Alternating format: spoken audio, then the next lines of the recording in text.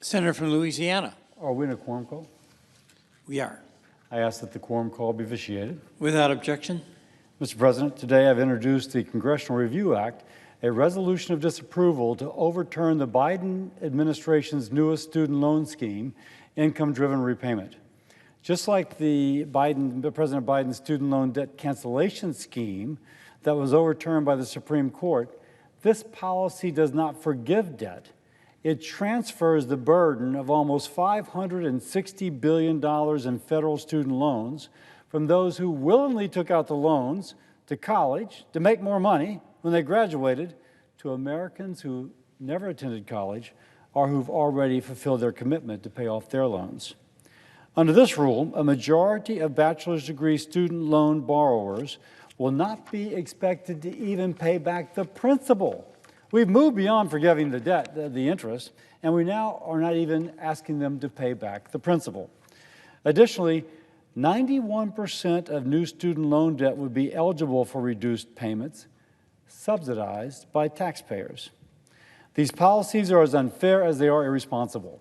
Where's the forgiveness for the guy who didn't go to college but is working to pay off the loan on the truck that he takes to work? What about the woman who paid off her student loans but now struggles to pay her utilities or her mortgage? Is the administration providing them relief? Of course not.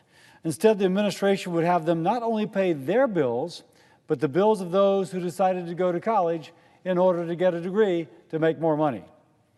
The resolution prevents average Americans, 87% of whom have no student loans, from being stuck with a policy that the administration is pushing not to be fair to all, but rather to favor a few.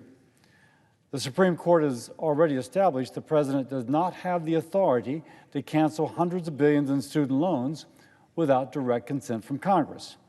It's clear President Biden is trying to deflect the political fallout of the false promises that he never had the legal authority to make. President Biden's plan did nothing to address the problems that created the debt in the first place. It doesn't hold colleges or universities accountable for rising costs. According to the College Board, in the last 30 years, tuitions and fees have jumped at private, nonprofit colleges by 80%.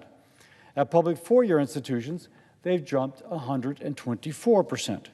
The Biden administration has refused to propose any solution that actually addresses the underlying problems that created the debt crisis in the first place. We cannot spend our way out of the problem of ever-increasing cost of higher education. We need real solutions. That's why my colleagues and I introduced the Lowering Education Cost and Debt Act, a package of 5 bills aimed at directly addressing the issues driving skyrocketing cost of higher education and the increasing amounts of debt students take on to attend school. Our legislation puts downward pressure on tuition, empowering students to make the educational decisions that put them on track to academically and financially succeed. It also simplifies the student loan borrowing and repayment process so students don't take out more loans than they need and can navigate the student loan process without confusion. Unlike President Biden's student loan scheme, these are common sense solutions that actually address root causes of student loan crisis. In fact, some of the bills included in the package already have strong bipartisan support. President Biden's student loan scheme is not a fix. It's merely a Band-Aid forcing taxpayers to shoulder the responsibility of paying off someone else's debt. We need strong leadership.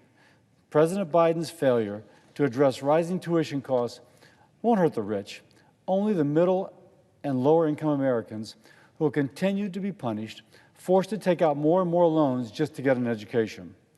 I'll close by urging all my colleagues to support my Congressional Review Act resolution to prevent President Biden's reckless student loan scheme and to work together on real solutions to tackle the rising cost and debt of students. If we don't act, students will continue to drown in debt without a path for success.